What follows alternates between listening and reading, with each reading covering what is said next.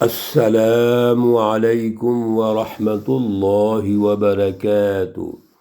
اعوذ باللہ من الشیطان الرجیم، بسم اللہ الرحمن الرحیم۔ فلا اقسم بالشفق واللیل وما وسق والقمر إذا اتسق لتركبن طبقا عن طبق فما لهم لا يؤمنون۔ صدق اللہ العلی العظیم۔ اللہم صل علی سیدنا ومولانا محمد النبی الأمی وعلى آلہ واصحابہ وبارک وسلم وصلی علیہ۔ معزز سامعین و سامعات، پارہ نمبر 30 سورۃ الانشقاق، آیات مقدسہ 16 تا 25 ہیں اور سورہ مقدسہ کی آخری آیات ہیں۔ اللہ رب العزت ان آیات کا فہم اور شعور عطا فرمائیں اور عمل کی توفیق اور صلاحیت عطا فرمائیں۔ اللہ رب العزت نے سورہ مقدسہ کے آغاز میں ہی کچھ اہم امور ہمیں سمجھائے جو طبیعیاتی امور ہیں۔ غور و فکر کے لیے ہمیں دعوت دی کہ آپ ان قوانین پہ غور کیجئے کہ اگر ایک چیز جس کو آپ مادہ کہتے ہیں اور وہ مادہ جو ہمارے سامنے موجود ہے کہ کیا وہ اپنی اصلی حالت میں قائم رہتا ہے یا اس کی حالتیں تبدیل ہوتی رہتی ہیں۔ بنیادی طور پر جو کیمیائی عمل ہے وہ تبدیلی پیدا کرتا رہتا ہے، ٹوٹ پھوٹ آتی رہتی ہے اس میں۔ تو گویا یہ اللہ رب العزت سمجھا کر ہمیں یہ سمجھانا چاہتے ہیں کہ انسان جو دنیا میں آیا تو اس پر بھی غور کر لیجئے آپ کہ یہ پہلے کیا تھا، ایک بوند اور ایک قطرہ۔ پھر یہ دنیا میں آنے کے لیے اللہ نے اس کا ماں کے پیٹ میں ایک سسٹم بنا دیا، وہاں یہ 9 ماہ رہا، تو کیا اس میں تبدیلی نہیں آتی رہی؟ سارا تخلیقی نظام اللہ نے مختلف جگہوں پر ارشاد فرمایا ہوا ہے۔ پھر کیا ہوا، یہ دنیا میں آ گیا تو چھوٹا سا ایک چھپکلی کی طرح یا معمولی سا جو بچہ ہے، حیوان کا بچہ، وہ باہر آ گیا اور دنیا میں آ گیا، دنیا کے منظرنامے کے سامنے پیش ہو گیا۔ کیا اس میں اب تبدیلیاں نہیں آتی رہیں؟ تو اب یہ جو نوجوان بن گیا ہے کوئی 20 25 30 سالہ، تو ہر سال اس میں تبدیلیاں آ رہی ہیں۔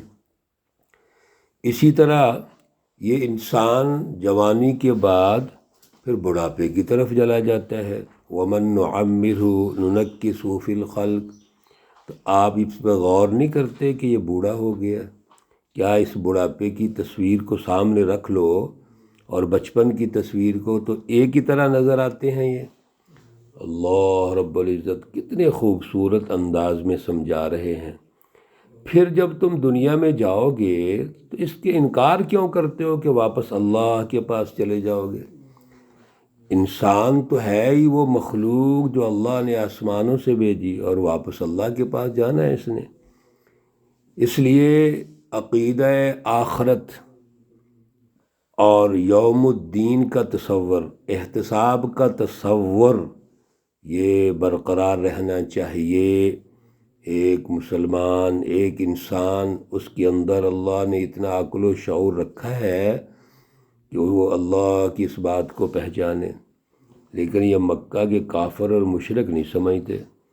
اسی طرح جتنے ہٹ درم ظالم مافیا ہے وہ اس بات کو نہیں سمجھتے، وہ عارضی زندگی سے تعلق رکھتے ہیں، فائدہ اٹھاتے ہیں۔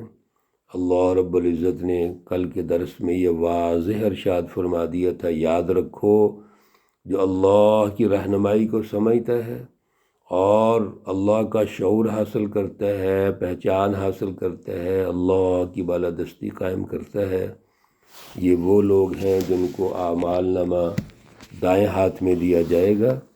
ان کا حساب ہوگا لیکن آسان، کوئی مشکل پیش نہیں آئے گی۔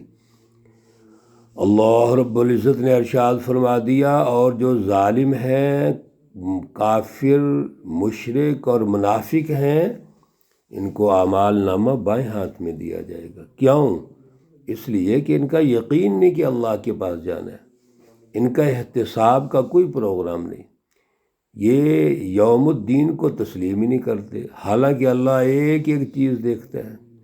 آج کے درس میں بھی اللہ نے طبیعیاتی قانون کے تحت ہمیں پھر ایک ترتیب سے گفتگو سمجھائی، ارشاد فرمایا، سنیے، فلا اقسم بالشفق، میں قسم اٹھاتا ہوں شفق کی۔ شفق شام کی سرخی مراد ہے، جب سورج غروب ہو رہا ہو تو جو سرخی آپ دیکھیے ذرا سورج کی طرف، وہ شفق اس وقت نظر آتی ہے، سرخی افق پر نظر آ رہی ہوتی ہے۔ تو اب یہاں بھی دیکھیے، سورج اپنی جوانی پہ تھا، دوپہر کو سخت گرمی میں شدید جو تپش ہوتی ہے ہم برداشت نہیں کرتے، لیکن یہ سورج اب واپس جا رہا ہے، تو اب اس پہ کیا آ گیا؟ بالکل بڑھاپا آ گیا اور واپس چلا گیا۔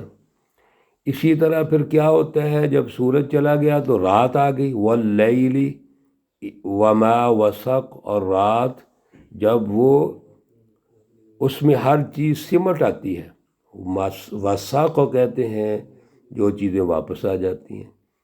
سورج غروب ہو گیا، رات آ گئی، تو کیا تصور ہے؟ ایک انسان غور کرے نا اس پر، اس کا تعلق تو مذہب سے بھی نہیں، کوئی دین سے بھی نہیں، انسان کی طبیعت سے ہے، اس کی نفسیات سے ہے، بنیادی تقاضوں سے ہے۔ نوع انسانی تقاضا جو ہے کہ ہر چیز واپس اپنے گھر میں نہیں آتی، انسان اپنے گھروں میں آتے ہیں، پرندے اپنے گھونسلوں میں آتے ہیں، جانور اگر باہر گئے ہوئے ہوں چرنے کے لیے تو وہ اپنے باڑے میں آ جاتے ہیں، جس جگہ بھی جو کوئی چیز ہے وہ وہاں پہنچ جاتی ہے رات کے وقت۔ تو کیا تصور ہے یہاں پر کہ ہر چیز نے واپس جانا ہے۔ پھر والقمر اذا اتسق، اور قسم ہے چاند کی جب پورا ہو جائے۔ چاند کا آغاز کیا ہوتا ہے؟ کیسے؟ بالکل باریک، اور پھر آہستہ آہستہ بڑھتے بڑھتے 14ویں کا چاند چمک رہا ہوتا ہے۔ یہ اللہ قسمیں اٹھا کر شفق، لیل اور قمر کی فرماتے ہیں، جواب قسم ہے لَتَرْكَبُنَّ طَبَقًا عَنْ طَبَقٍ، کہ آپ کو چڑھنا ہے طبقاً عن طبق، سیڑھی پر سیڑھی، یعنی مراحل ہیں آپ کے جتنے مراحل ہیں ان مراحل سے گزر کر پھر آپ نے اللہ کے پاس چلے جانا ہے۔ کتنی ترتیب سے اللہ نے گفتگو کی۔ فَمَا لَهُمْ لَا يُؤْمِنُونَ، پھر ان کو کیا ہے کہ یہ ایمان نہیں لاتے؟ یعنی دلائل عقلیہ اور نقلیہ کے بعد بھی ایمان نہیں لاتے، ان کو ایمان لانا چاہیے نا۔ وَإِذَا قُرِئَ عَلَيْهِمُ الْقُرْآنُ، اور جب ان پر قرآن پاک کلام مقدس سچی رہنمائی پڑھی جاتی ہے، لا یسجدون، وہ سجدہ ہی نہیں کرتے، وہ تسلیم ہی نہیں کرتے اس کو، اللہ کی سچی رہنمائی کا مذاق اڑاتے ہیں۔ یہ رہنمائی کو رسول اللہ صلی اللہ علیہ وسلم اپنی طرف سے تھوڑی دے رہے ہیں، آپ تو پیغامبر ہیں، اللہ کا پیغام پہنچا رہے ہیں، اللہ کے رسول ہیں، لیکن رہنمائی کلام مقدس کی شکل میں تو اللہ کی طرف سے ہے، تو پھر یہ ایمان نہیں لاتے، سجدہ نہیں کرتے، اس کو تسلیم نہیں کرتے۔ تسلیم کرنا تو بڑی دور کی بات ہے، بل الذین کفروا یکذبون، بلکہ یہ جو کافر ہیں یہ تو جھٹلاتے ہیں۔ اللہ کی رہنمائی کو تسلیم کرنا، اطاعت کرنا، رسول اللہ صلی اللہ علیہ وسلم کا ساتھ دینا، آپ کی اتباع کرنا تو بڑی دور کی بات ہے، بلکہ جھٹلاتے ہیں، آپ کو جھوٹا کہتے ہیں، استغفر اللہ، معاذ اللہ، مجنوں کہیں گے، جادوگر کہتے ہیں، اور مختلف جو منہ میں آتا ہے وہ بکواس کرتے ہیں، اور رسول اللہ صلی اللہ علیہ وسلم کی تذلیل اور توہین کی کوشش کرتے ہیں۔ اللہ کہتے ہیں واللہ اعلم بما یوعون، سبحان اللہ، بڑی اہم بات ہے میرے عزیزو، اور اللہ خوب جانتے ہیں جو بھی ان کے اندر بھرا ہوا ہے، اعلم، خوب جانتے ہیں، بما یوعون، جو ضد، بغض، عناد، دشمنی، کفر اور شرک ان کے دلوں کے اندر ہے، اللہ خوب جانتے ہیں۔ انہ علیم بذات الصدور، اللہ تو سینوں کے رازوں کو جانتے ہیں، تم کیسے چھپاؤ گے؟ اب کیا ہے ان کے لیے؟ فبشرہم بعذاب علیم، ان کے لیے خوشخبری ہے دردناک عذاب کی۔ یہ وہ شیطانی مافیا ہے، شیطانی جماعتیں ہیں جو اللہ کو ملنا ہی نہیں چاہتے، یہ ان کا یقین ہی نہیں کہ اللہ کے پاس جائیں گے، اس لیے یہ جو مرضی چاہتے ہیں کر رہے ہیں، تکبر کرتے ہیں، غرور کرتے ہیں، اپنے من مرضی کے فیصلے کرتے ہیں۔ ان کے سامنے نہ اللہ کی رہنمائی ہے، نہ انسانیت کی اقدار ہے، نہ انسانی اخلاقیات ہیں۔ اس لیے میرے عزیزو، جو سرمایہ پرست مزاج مافیا ہوتا ہے وہ انسانوں کو لوٹتا ہے، اور لوٹ کے کیا کہتا ہے؟ ہمیں کون ہوتے ہو تم پوچھنے والے، ہمارے پاس وسائل ہیں، ہمارے پاس اختیارات ہیں، ہم جیسے چاہیں استعمال کریں۔ تمام انبیاء کو اسی طرح جھٹلایا ہے انہوں نے۔ اللہ رب العزت نے آخری آیت مقدسہ میں فیصلہ ارشاد فرما دیا، یاد رکھیے جو اللہ کے بندے ہیں، سچی جماعتیں ہیں، الا الذین آمنوا، مگر وہ لوگ جن کا اعلیٰ شعور ہے، اعلیٰ نظریہ ہے، جو اعلیٰ فلسفہ توحید پر ایمان رکھتے ہیں، اس کا شعور رکھتے ہیں، وعاملوا الصالحات، اور اس کی بالادستی کے لیے کوشش کرتے ہیں۔ یہاں پہ ہے نیک عمل۔ نیک عمل میں ہمارے بعض لوگ ترجمہ کرتے ہوئے وہ اس طرح انداز سے ترجمہ کر دیتے ہیں، جی نیک یعنی چند نیکیاں نہیں، بلکہ وہ جو اعلیٰ پروگرام، اعلیٰ فلسفی ہے، اس کے مطابق جد و جہد۔ عامل الصالحات، نیک عمل تو وہی ہے جو آپ کے مشن کے مطابق ہوگا۔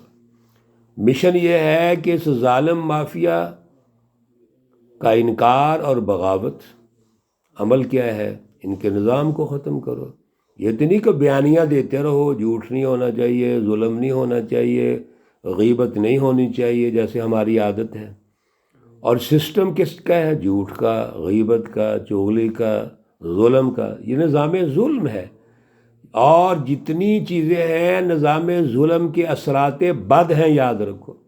ظلم کا نظام ہوگا تو یہ ساری جتنی منفی چیزیں ہیں، اخلاق سیئہ ہے، رذیلہ ہے، یہ غالب ہو جائیں گے۔ عدل کا نظام ہوگا، اللہ کا نظام ہوگا تو اخلاق حسنہ غالب ہو جائیں گے۔ اس لیے عامل الصالحات اصل میں اس اعلیٰ پروگرام کی بالادستی ہے۔ ان کے لیے کیا ہوگا؟ لہم اجر غیر ممنون، ان کو جو اللہ نے اجر دینا ہے وہ بے انتہا ہے، غیر ممنون، اس کی کوئی انتہا نہیں ہے۔ میرے عزیزو، یہ اجر اس لیے انتہا نہیں کہ دنیا میں بھی ہے، آخرت میں بھی ہے۔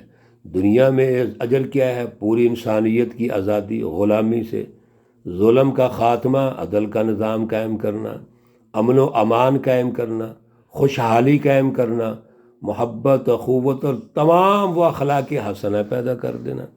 تو ساری انسانیت نے فائدہ نہیں اٹھایا؟ اور آخرت میں کیا ہے؟ اللہ اس جماعت کو اعزاز اور اکرامات سے نوازیں گے، استقبال کریں گے۔ اللہ رب العزت کیا نوازیں گے؟ تفصیلات پیچھے آپ پڑھ رہے ہیں اور آگے بھی آ رہی ہیں۔ لہم اجر غیر ممنون، سبحان اللہ، اس اجر غیر ممنون کی تلاش میں میرے عزیزو ہم نے آگے بڑھنا ہے، اعلیٰ شعور حاصل کرنا ہے، عملی جد و جہد کرنی ہے، ظلم کے سسٹم کا انکار، بغاوت اور اس کے خاتمے کے لیے جد و جہد کرنی ہے۔ اللہ ہمیں توفیق اور صلاحیت عطا فرمائیں۔ اللہ رب العزت تمام بیماروں کو شفائے کاملہ عاجلہ مستمرہ عطا فرمائیں۔ اللہ رب العزت تمام مرحومین و مرحومات کو جنت الفردوس میں اعلیٰ مقام عطا فرمائیں۔ ربنا تقبل منا انك انت السميع العليم وتب علينا انك انت التواب الرحيم وصلى الله تعالى على النبي الأمي محمد وعلى آله وأصحابه أجمعين برحمتك يا أرحم الراحمين۔ السلام عليكم ورحمة الله وبركاته۔